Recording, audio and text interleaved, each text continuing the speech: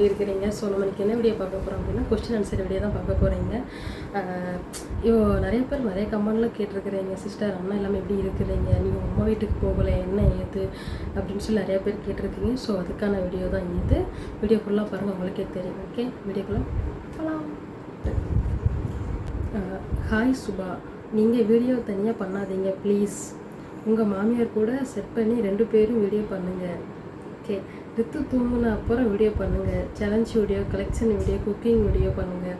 ரித்து பர்த்டேக்கு கொஞ்சம் பேருக்கு ஃபுட் டொனேஷன் பண்ணுங்கள் ப்ளீஸ். முருகன் கோவில் போய் அர்ச்சனை பண்ணுங்கள் ரித்து பேருக்கு. இனி நீங்கள் சிங்கிளாக செட் பண்ணி வீடியோ எடுக்க கூட வேண்டாம். எனக்காக ப்ளீஸ். மாமியார் மாமனார் கூட செட் பண்ணி எடுங்க. ஃபீல் பண்ணாதீங்க. அட்வான்ஸ் ஹாப்பி பர்த்டே தங்கமே ரித்து குட்டி. Love you Ritu. God bless you Ritu குட்டி. ஓகே சிஸ்டர், அம்மா கூட வீடியோ எடுக்கணும். அடுத்த வீடியோ நான் ட்ரை பண்ணுறேன். ஓகேவா, நானும் எடுக்கணும்னு தான் நினைக்கிறேன், பட் முடியலை. நெக்ஸ்ட் உங்களுக்கு என்ன வீடியோ வரும் அப்படின்னா ஒன் டே விளாக்கு நான் போடுறேன். அம்மா கூட கண்டிப்பாக நான் ஒன் டே விளாக் போடுறேன்.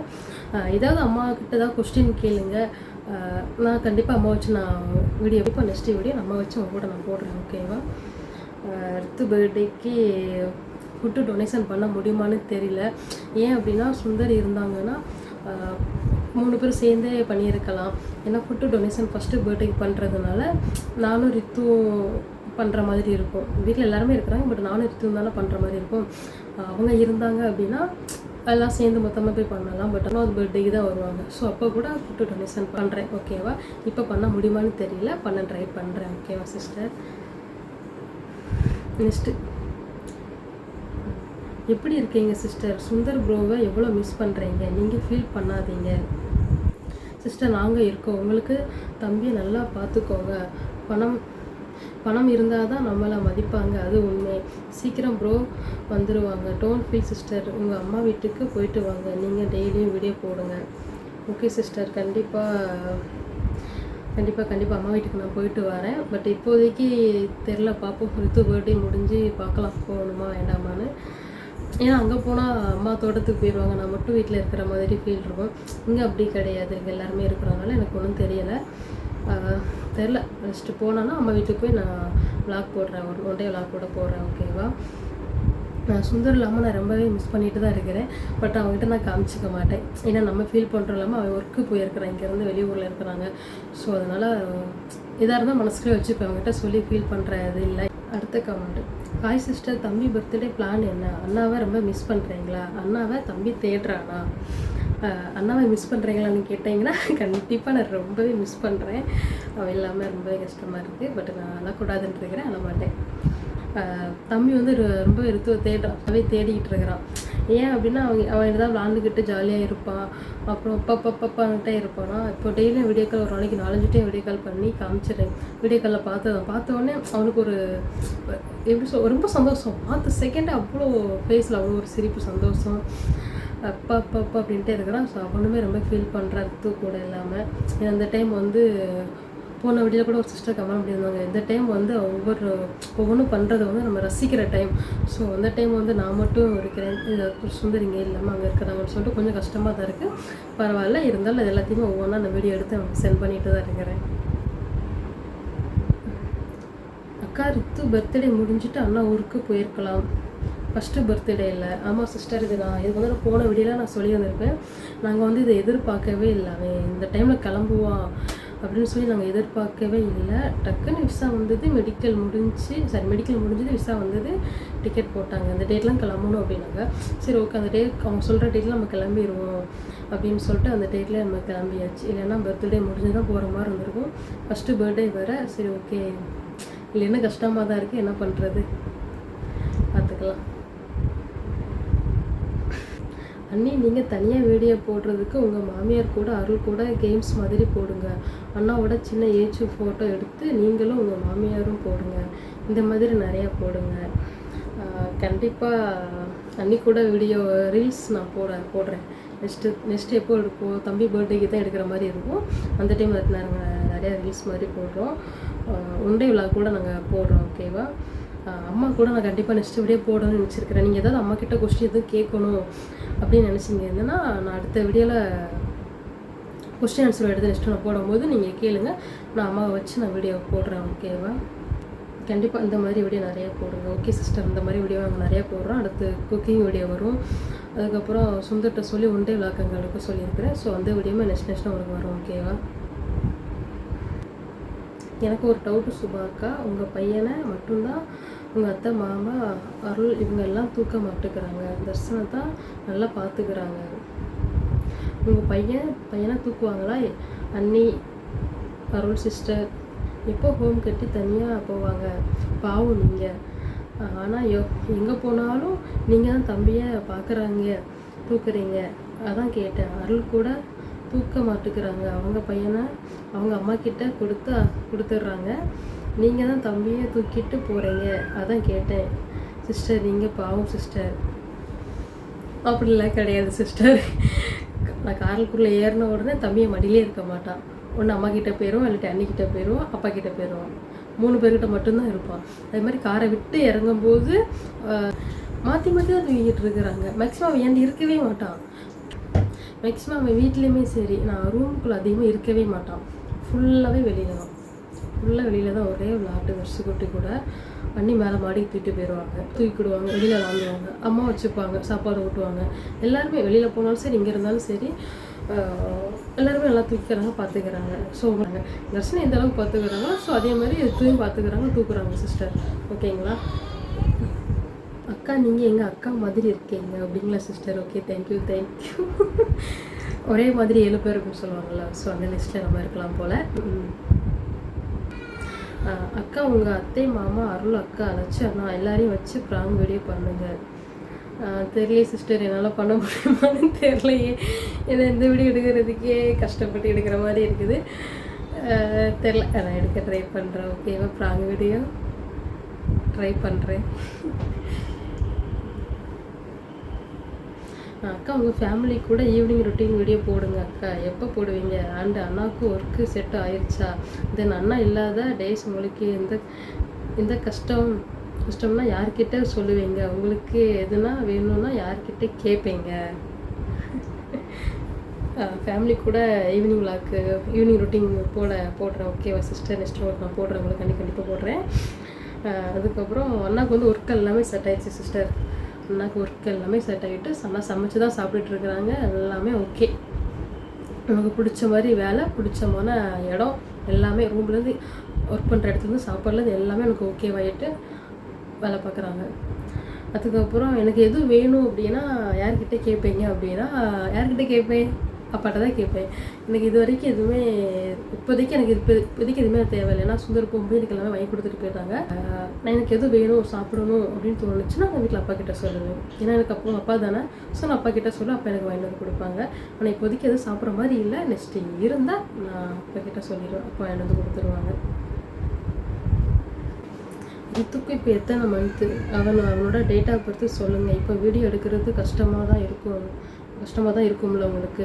முடிஞ்சால் ரித்துவோட சேர்ந்து ஒன் டே விளாக் போடுங்க சிஸ்டர். உங்களுக்கு ஒன் டே போகிறது பார்க்கணுன்னு தான், பட்டு ரொம்ப கஷ்டமாக தான். Then take care for your and Ritu also. ரித்துக்கு எத்தனை மந்த்து அப்படின்னா, ரித்துக்கு வந்து ஜூலை 13 வந்துச்சு அப்படின்னா ஒரு வயசு. கரெக்டாக ஜூலை 13 வந்துச்சுன்னா ஒரு வயசு ஆகுது சிஸ்டர். அவனோட டேட் ஆஃப் பர்த் என்னென்னு கேட்டிங்கன்னா 13/7/2024 சனிக்கிழமை காலையில் பிறந்தான். 10:55க்கு பிறந்தாப்புல. அதுக்கப்புறம் ஒன் டே விளாக் எடுத்து கூட கண்டிப்பாக சிஸ்டர் ஒன் டே விளாக் நான் போடுறேன். நெக்ஸ்ட் கூட உங்களுக்கு ஒன் டே விளாக் கூட வரலாம். ஓகேவா? உங்களுக்கு ஹோட்டலில் சாப்பிடணும் இல்லை வெளியில் போயிட்டு வரணும்னு தோணுச்சுன்னா என்ன பண்ணுவீங்க? அண்ணா ஃபாரின் போயிட்டாங்க, வீட்டில் கேட்க உங்களுக்கு ஒரு மாதிரி இருக்குமா இல்லையா சிஸ்டர்? கண்டிப்பாக ஆன்சர் பண்ணுங்கள். நல்ல கொஸ்டின் தான். கண்டிப்பாக ஆன்சர் பண்ணிடலாம். எனக்கு ஹோட்டலில் சாப்பிடணும் போல் இருந்துச்சு அப்படின்னா எனக்கு வீட்டிலே வாங்கிட்டு வந்து கொடுத்துருவாங்க. அண்ணி சரி, அண்ணா சரி, அப்பா எல்லாமே எனக்கு வாங்கிட்டு வந்து கொடுத்துருவாங்க. ஹோட்டலில் சாப்பிடணும் போல் இருந்துச்சுன்னா நான் சொன்னேன் வாங்கிட்டு வந்து கொடுத்துருவாங்க. இப்போ கூட ரீசெண்டாக கூட ஒரு டைம் பிரியாணி ஆர்டர் பண்ணி வீட்டில் எல்லாருமே சேர்ந்தா சாப்பிட்டோம். எனக்கு வெளியில் போகணும் அப்படின்னு தோணுதில்லை. ஏன்னா சுந்தர் இருக்கும்போது சுந்தர் கூட வெளியில் போயிருக்கிறேன். இப்போ எங்கேயாவது வெளியில் போகணுன்னா ஃபேமிலி எல்லோரும் சேர்ந்து வெளியில் போவேன். நான் மட்டும் வெளியில் போகணும் அப்படின்னா நான் எங்கே வெளியில் போக போகிறேன்? எனக்கு எதுவுமே ஒரு போனாலும் ஃபேமிலி நம்மளோட போயிட்டு ஃபேமிலியாக வர போகிறேன், அவ்வளோதான். ஹாய் சுபா, உங்கள் ஏஜ் என்ன, அண்ணாவோட ஏஜ் என்ன, நீங்கள் என்ன படிச்சிருக்கீங்க, அண்ணா என்ன படிச்சிருக்கிறாங்க? ரொம்ப நாளாக அந்த டவுட் நான் கேட்கணும்னு நினச்சிட்டே இருந்தேன். ஸோ நான் இப்போ கேட்குறேன். ரித்துக்குட்டிக்கு ஃபீட் பண்ணுறீங்களா இல்லையா? நான் என்னோடய பையனுக்கு 3 இயர்ஸ் ஆகுது, நான் இன்னும் ஃபீட் பண்ணுறேன். என்னோடய ஏஜும் சுந்தர் ஏஜ் வந்து சேம் தான் சிஸ்டர், 26 தான். சுந்தர் என்ன படிச்சிருக்கிறாங்க அப்படின்னா பிஎஸ்சி விஸ்காம் முடிச்சிருக்கிறாங்க. நான் டிப்ளமோ நர்சிங் முடிச்சிருக்கிறேன். தம்பிக்கு ஃபீட் பண்ணுறீங்களான்னு கேட்டிங்கன்னா, ஆமாம் சிஸ்டர், நான் இப்போ வரைக்கும் ஃபீட் பண்ணிட்டு தான் இருக்கிறேன்.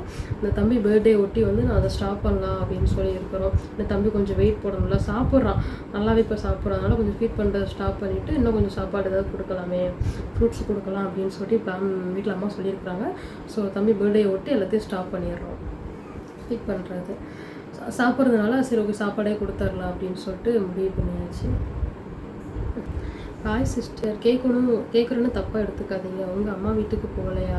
நீங்கள் அம்மா வீட்டுக்கு போயிருங்க சிஸ்டர். ஹஸ்பண்ட் ஒர்க்கு போயிட்டாங்க. அம்மா வீட்டில் போய் இருந்தால் உங்களுக்கு நல்லா இருக்கும். அம்மா நல்லா பார்த்துப்பாங்க. நீங்கள் வேணால் என் அத்தையை நல்லா பார்த்துக்கிறாங்கன்னு சொல்லலாம். ஆனால் அம்மா மாதிரி ஆக முடியாது. ஸோ அம்மா வீட்டுக்கு போய் ஒரு 1 மந்த் இருக்க நீங்கள் ஃப்ரீயாக இருக்கலாம். ரிப்ளை பண்ணுங்கள். அம்மா வீட்டில் போய் 1 மந்த் இருந்தால் ஃப்ரீயாக இருக்கலாம் அப்படின்னு சொல்லியிருக்கிறாங்க. நான் இப்போதைக்கு அம்மா வீட்டுக்கு போவேனான்னு எனக்கு தெரியலை. ஏதாவது ஃபங்க்ஷனு, கோயில் டைம் அந்த மாதிரி வந்தால் மட்டும்தான் போகிற மாதிரி பிளானில் இருக்குது. சுந்தர் இருந்தால் மட்டும்தான் எனக்கு இங்கே அத்தை மாமா வீட்டில் இருக்கணும், நம்ம வீட்டில் இருக்கணும், இல்லாட்டி அம்மா வீட்டுக்கு தான் போகணும் அப்படிலாம் கிடையாது. இல்லை, சுந்தர் எங்கே போயிருக்கிறாங்க, ஒர்க்கு போயிட்டால் நானும் அம்மா வீட்டில் போய் இருக்கணும் அப்படின்லாம் எந்த இதுவுமே கிடையாது. ஸோ நான் ஏதாவது ஃபங்க்ஷன் டைம் போகலாம் அப்படின்னு தான் முடிவு பண்ணிருக்கேன். சுந்தர் கூட நான் போயிட்டு வேணா வா அப்படின்னு தான் சொன்னாங்க. பட் எனக்கு இப்போதைக்கு மைண்டு இல்லைடா. ஏன்னா அம்மா தோட்டத்துக்கு போயிடுவாங்க, தோட்டத்தில் பார்த்துட்டு இருப்பாங்க. ஸோ நான் தம்பி வச்சுட்டு தனியாக இருக்கிற மாதிரி இருக்கும். இங்கே அப்படின்னா எல்லாருமே ஃபேமிலியாக இருக்கும்போது எனக்கு சந்தோஷமாக இருக்குது. ஸோ அதனால் நான் இங்கே இருக்கிறேன். இங்கே இருந்தாலும் அங்கே இருந்தாலும் எப்பவுமே ஃப்ரீயாக தான் இருக்கிறேன். அதனால் எனக்கு அம்மா வீட்டுக்கு இப்போதைக்கு போகணும்னு தோணலை. பட் தம்பி பர்த்டே முடிஞ்சதுக்கப்புறம் வேணால் பார்க்கலாம். 2 days தான் இருப்பேன். அதுக்கப்புறம் இருக்க மாட்டேன். இங்கே வந்துடுவேன். ஏன்னா அங்கே வந்து சுந்தர் இருக்கும்போது கூட நான் ஒரு 1 week கிட்ட இருந்தோம்னா சுந்தர் இருப்பாங்க. டைம் போகும், ஏதாவது பேசி விளாண்டுட்டு இருப்போம். பட் அவங்க இல்லாமல் நான் மட்டும் தனியாக இருக்கும்போது எனக்கு கொஞ்சம் கஷ்டமாக இருக்கும். இங்கேன்னா எல்லோரும் இருக்கும்போது எனக்கு அதிகமாக சுந்தர் தேடும். பட் நான் ஓகே எல்லாருமே இருக்கிறோம் அப்படின்னு சொல்லிட்டு விட்டுருவேன். அங்கே போயிட்டோம்னா நான் கூட மட்டும் தான் ஃபீல் பண்ணுவேன். ஸோ அதனால் நான் அங்கே போகணுன்னு இது வரைக்கும் நினச்சதில்லை. போனால் ஃபங்க்ஷன் டைம் போய்க்கலாம் அப்படின்ட்டு ஒரு மைண்ட் செட்டில் இருக்கிறேன். ரித்து அண்ணாவை தேடுறேன்னா உங்களுக்கும் அருள் சிஸ்டருக்கும் இது வரைக்கும் எப்பயாச்சும் சண்டை வந்திருக்கா? ரித்து பர்த்டே எங்கே செலிப்ரேட் பண்ணுறீங்க? ரித்து வந்து அண்ணாவை தேடுறான்னு கேட்டிங்கன்னா அவனுக்கு இப்போ தான் 1 year 1 வயசு ஆக போகுது சிஸ்டர். பட் அவன் வந்து தேட தான் செய்கிறான். அப்பான்ட்டு தான் இருக்கிறான். வீடியோ கால் பார்த்தோன்னா அவனுக்கு ஒரு சந்தோஷம். அப்பா அப்படின்னு சொல்லிடுறான். அவன் ரொம்பவே தேடுறான். சுந்தரமே ரொம்ப தேடிக்கிட்டு தான் இருக்கிறாங்க. சரி என்ன பண்ணுறது, ஒர்க்கு போயிருக்கிறாங்கல்ல, நம்மளுக்காண்டி தானே அவன் போயிருக்கிறாங்க அப்படின்னு சொல்லிட்டு நான் விட்டுருவேன். அவங்களுக்கு அருள் சிஸ்டருக்கும் சண்டை வந்திருக்கான்னு கேட்டீங்க அப்படின்னா எங்கள் 2 பேருக்கு இதுவரை சண்டை வந்ததே கிடையாது. இனி சண்டை வர்றதுக்கு வாய்ப்பே கிடையாது. ஓகேவா? சண்டையாக வரப்போகுது. எங்கள் 2 பேருக்குமே எல்லா விஷயத்துலையும் ஒத்து போகுது. ஸோ அதனால் சண்டை வர்றதுக்கு வாய்ப்பே கிடையாது. சண்டை வரவும் செய்யாது சிஸ்டர். ரித்து பர்த்டே எங்கே செலிப்ரேட் பண்ணுறீங்கன்னு கேட்டீங்க அப்படின்னா தென்காசிலையும் செலிப்ரேட் பண்ணுற மாதிரி இருக்குது. இங்கே தான் பண்ணுறோம். உங்கள் ஹஸ்பண்ட் இல்லைன்னு நீங்கள் ஃபீல் பண்ணுறீங்களா அப்படின்னு கேட்டிருக்கிறீங்க. கண்டிப்பாக நான் சுந்தர் இல்லைன்னு சொல்லி நான் ரொம்பவே ஃபீல் பண்ணுறேன். ஏன் அப்படின்னா ஒவ்வொரு விஷயத்துக்குமே நான் ஏதாவது சின்ன விஷயத்துக்கு கூட அவங்கள்ட்ட நான் சண்டை போட்டு எனக்கு அவன்கிட்ட சண்டை போடுறது ரொம்ப பிடிக்கும். சண்டை போட்ட செகண்டே அப்படியே உட்காந்து அழுதுட்டு இருப்பேன். அவங்க வந்து அப்படியே சமாதானப்படுத்துறது அதெல்லாம் கொஞ்சம் சந்தோஷமாக ஜாலியாக இருக்கும். ஸோ அதுக்காண்டி நான் அவங்ககிட்ட ஏதாவது சண்டை போடுவேன். அவன் ஏதாவது திட்டிகிட்டே இருப்போம். தவக்கலை, அவனுக்கு வேறு வேலையே இல்லை, போ வெளியில் அப்படிலாம் சொல்லுவான். பட் இப்போல்லாம் சண்டை போடுறதுக்கு அடிக்கிறதுக்கெலாம் ஆள் இல்லையே அப்படின்னு சொல்லிட்டு கஷ்டமாக இருக்குது. நான் மார்னிங் பேசும்போது கூட நான் சொன்னேன், சண்டை போடுறதுக்கு ஆளே இல்லைடா, சண்டை போடலாமா கொஞ்சம் நேரம் போகலாம் அப்படின்னு. அவங்களோட தூரம் போய் எனக்கு வேலை இருக்குது அப்படின்னு சொன்னான். ஸோ ரொம்பவே கஷ்டமாக தான் இருக்குது. 2 years அப்புறம் தான் சுந்தர் வர மாதிரி இருக்கிறாங்க. ஆமாம். ஸோ அதனால் பார்க்கலாம், 2 வருஷம் கழித்து நம்ம ஃபாரின் போகிறோமா இல்லையா என்ன ஏதுன்னு இப்போ வரைக்கும் தெரியல.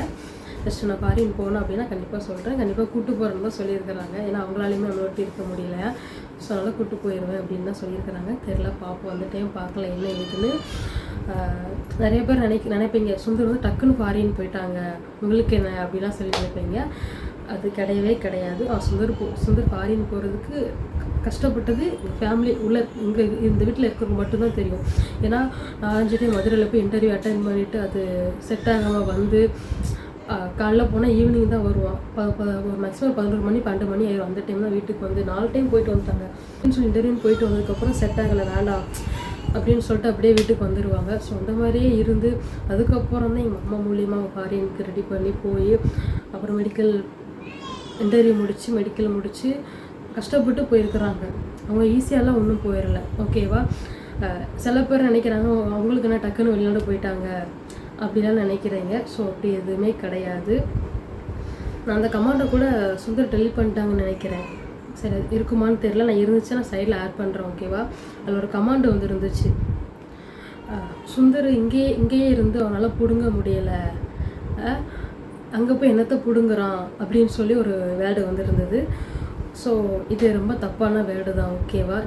இந்த மாதிரி கமாண்ட் பண்ணாதீங்க. உங்களுக்கு எங்கள் வீடியோ பார்க்க பிடிக்கலையா, தள்ளி விட்டு போய்கிட்டே இருங்க. ஓகேவா? நாங்கள் கஷ்டப்படுறது அது எங்களுக்கு மட்டும்தான் தெரியும். எவ்வளோ கஷ்டப்பட்டு போயிருக்கிறேன் என்ன இதுன்னு சொல்லி எங்களுக்கு மட்டும்தான் தெரியும். சரியா? சொல்கிறவங்க 1000 சொல்லிடலாம். ஓகேவா? இதுக்கான்னு தெரியல, கண்டிப்பாக நான் இருந்துச்சுன்னா நான் சைடில் ஆட் பண்ண மாதிரிலாம் கமாண்ட் பண்ணி என்னை கஷ்டப்படுத்தாதுங்க. ஸோ ஏன் அப்படின்னா நானே அவங்க இங்கே இல்லை ஓகே அப்படின்னு சொல்லி நான் கஷ்டத்தில் இருக்கும்போது நீங்கள் இந்த மாதிரிலாம் பேசுனீங்க வச்சிங்க அப்படின்னா அது எனக்கு ரொம்பவே கஷ்டமாக இருக்கும். ஓகேவா? அழக்கூடாது அந்த மாதிரி தான் நான் திங்க் பண்ணி வச்சுருந்தேன். ஓகே நம்ம அழ வேண்டாம், சொல்கிறவங்க சொல்லட்டும், நம்மளுக்கு பிடிச்சவங்க இந்த வீடியோ பார்த்தா போதும் அப்படி தான் நான் இருந்தேன். பட் இந்த மாதிரிலாம் நீங்கள் தயவு செஞ்சு என்னை பேசி கஷ்டப்படுத்துறீங்க. ஏன்னா அவன் அவ்வளோ கஷ்டப்பட்டு தான் ஃபாரின் போயிருக்கான், ஈஸியாக போயிடல. ஏர்போர்ட்டில் போய் நிற்கும் போதெல்லாம் நான் அழவே கூடாது, மனசை தேத்திக்கிட்டு இருக்கணும் அப்படின்னு நினச்சேன். பட் அவன் போயிட்டு வரேன் அந்த செகண்டை சொல்லும்போது எனக்கு அவ்வளோ கஷ்டமாக இருந்துச்சு. சரியா? அந்த செகண்ட் நான் அவனை கட்டி பிடிச்சி அழணும் அப்படின்னு நினச்சேன். பட் தோட்டில் மட்டும்தான் சாஞ்சு நாள் அழ முடிஞ்சிச்சு. ஏன்னா நம்ம ரொம்ப அழுதுட்டோம் அப்படின்னா அவன் வந்து போகிறது கஷ்டம் அப்படின்னு சொல்லிட்டு ஓகே அழக்கூடாது கண்ட்ரோல் பண்ணிக்கிட்டு அப்படியே இருக்கும். சேம் அதே தான் அம்மா வீட்டில் இருந்தாங்க, அழக்கூடாது அப்படின்னு. பட் அங்கே கட்டி பிடிச்சனால டக்குன்னு அம்மா ரொம்ப அழுத்தாங்க. ஸோ அப்படி தான் எல்லாருமே வீட்டில் இருந்தோம். ஸோ நீங்கள் டக்குன்னு ஒரு செகண்டாக சொல்லிடுவீங்க, இங்கேயும் நல்லா பிடிக்க முடியல. அங்கே போய் இடத்துலையும் ஹஸ்பண்ட் ஃபாரினில் இருக்கிறவங்ககிட்ட அவங்களுக்கு தான் தெரியும் அவங்களோட வலி வேதனை என்ன அப்படின்னு சொல்லி. குழந்தைய ஃபேமிலி விட்டுட்டு போய் இருக்கிறவங்களுக்கு மட்டும்தான் தெரியாது என்னோட வலி வேதனை என்னன்னு சொல்லி. நம்ம இதே ஜாப்பே பார்த்துட்டு இங்கேயே ஒர்க்கு பார்க்க முடியாதுல்ல, நம்ம இதை விட்டு வெளியில் போனால் மட்டும்தான் நம்ம லைஃப்பில் செட்டில் ஆக முடியும்.